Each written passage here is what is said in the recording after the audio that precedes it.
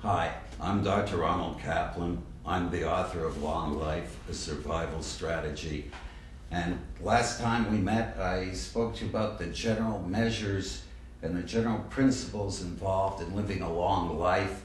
And I explained that it is important that our community protects us. And I explained that it's important that each of us take responsibility for ourselves in such things as how we eat and our lifestyle, how we exercise, namely we should get aerobic exercise, sleep properly, and then I got into the real crux of what modern science, medical science, is doing for us, namely the early detection, the very early detection and targeted treatment of disease. Now today I would like to talk to you about specific disease processes, important disease processes in our lives that we can now detect early, and if we can't eradicate them completely, at least treat them very effectively so they're kept at a very low level and our lifespans then automatically increase.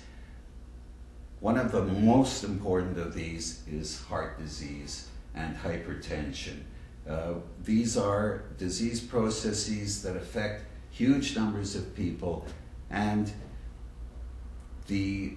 as a matter of fact, one of the leading causes of death is in older people, of course, is heart disease.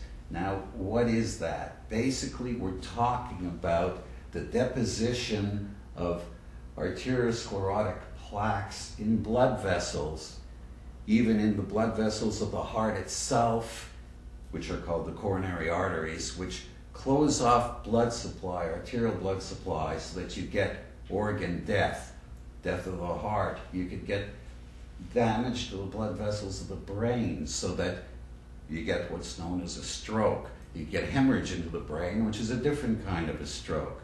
And you can get, of course, high blood pressure. Now, for starters, it's important, as I mentioned the last time, to know your genetic makeup as much as possible so your doctor can focus in on people who are more likely to early on get deposition of arteriosclerotic plaques, get heart disease.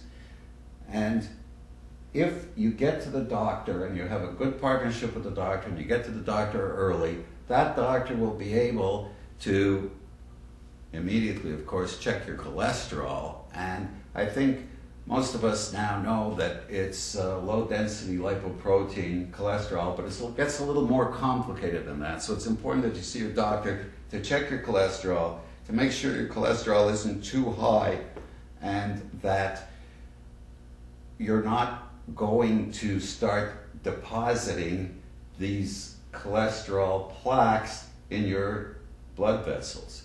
Now, there are various early diagnostic tests besides the test for cholesterol itself and the various components of cholesterol to see whether actually you're starting to develop plaques in your blood vessels. Now, the way this is done very often by a cardiologist is to put you on a treadmill. This is called a stress test, and see how your cardiogram responds to this. It's also possible to do high-speed CAT scans. That's computerized axial tomography, which is a sophisticated technique which can actually see the plaques of arteriosclerosis in the blood vessels. Now, by these means, the doctor will be able to see how far the disease process has progressed, and in fact, by the use of medications very often, to actually make the disease process not only stabilize, but in a lot of cases even regress. Now, if the disease process has gotten to the point where blood vessels in the heart are occluded to the point where you might get a heart attack, and a heart attack means the muscle actually dies.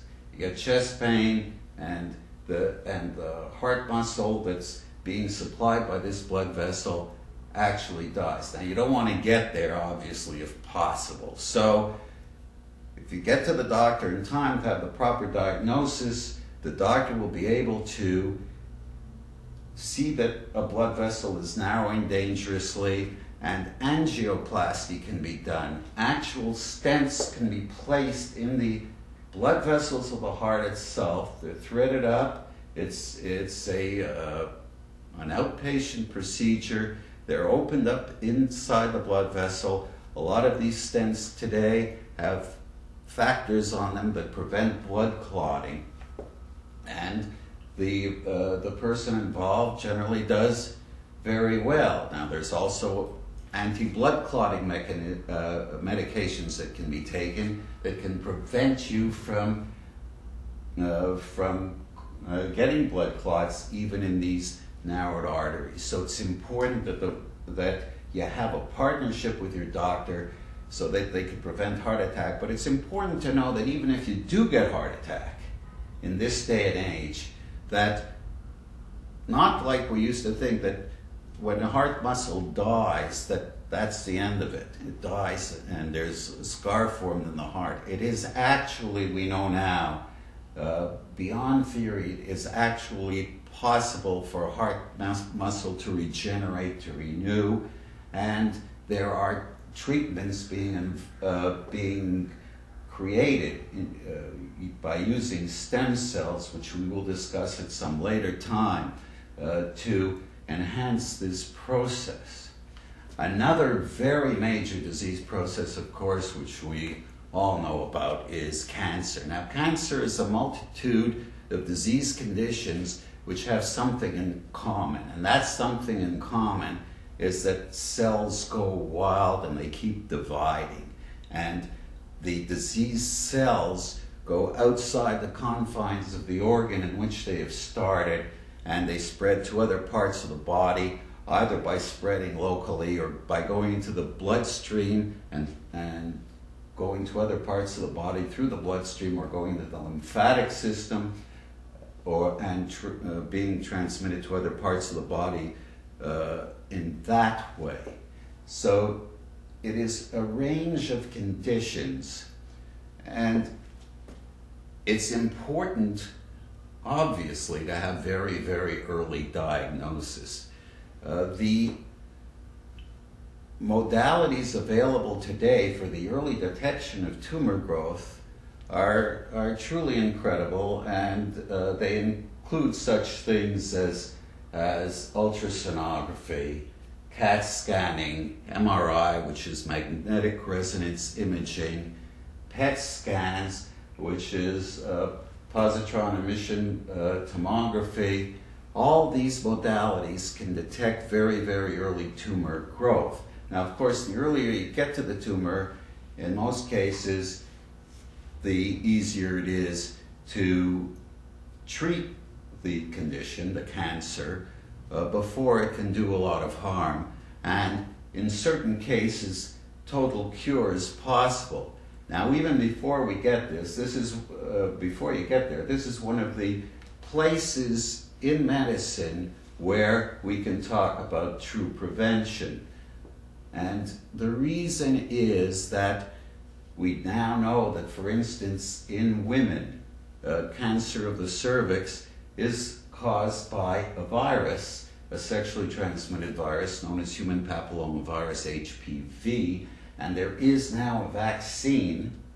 It's not experimental, it's available, which can be given to younger girls, very young women who have not been exposed to the virus, and they can be protected against getting the virus, and therefore they can be protected against ever getting this very significant cancer. So we do have the ability to actually prevent certain cancers. Now, this goes back to the origination of the so-called pap smear by George Papanicolaou, who actually looked at smears from the cervix, which is the mouth of the womb, in women, and was able to detect early cancerous changes or cancer-like changes, pre-cancer changes, in the cells of the smears from the the cervix of women. And of course, this became propagated through the society, and now every woman pretty much knows she has to go for her pap smear. But we have gone way beyond that now. We're into a stage where we do know that this is caused by human papillomavirus, and we do have very sophisticated testing known as DNA Pro, which is done at the same time as a pap smear in a similar fashion. The pap smear is totally painless and can actually detect the virus and can actually detect those types of the virus which will cause the cancer. So even if a woman has not had the protection of the vaccine, and the vaccine's relatively new, and she does have the virus, and she does have those types of virus which can cause the cell change that leads to cervical cancer, and that in fact is cervical cancer, she can be treated to get rid of this virus from her cervix when she's totally asymptomatic and before she ever gets a cancer or even very severe precancerous changes. So these things are all very possible today, and we are in fact doing them on a regular basis. One of the main types of cancer we see, unfortunately, is lung cancer. It's prevalent in women, and the immediate cause of that in very many cases, if not the vast majority, is smoking. So by eliminating smoking as much as possible from the society, we're able to demonstrably bring down the incidence of that particular type of pretty aggressive cancer.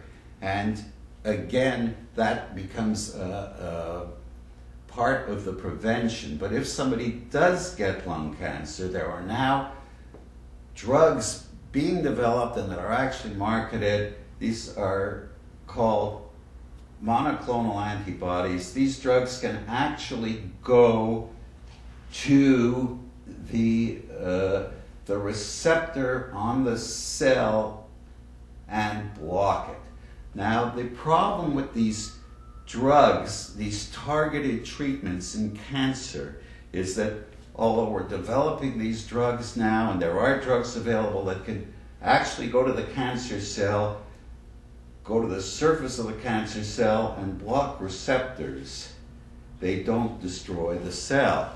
So the next step is, hopefully, what we're calling hunter-killer drugs, effectively. And these are drugs which will not only go to the cell, like an unarmed soldier going into combat, but will go to the cell with something, a small mini dose of radiation, some kind of a drug, something that will kill that cancer cell without harming the normal cells around it. And that's going to be one of the big, huge new worlds we're going to get into with early detection and early treatment. Now, we're going in future episodes or shows to explore more into some of these topics and to get into other issues of how you live a very long life in a very productive way with a great quality of life. And thank you. It's been great being with you.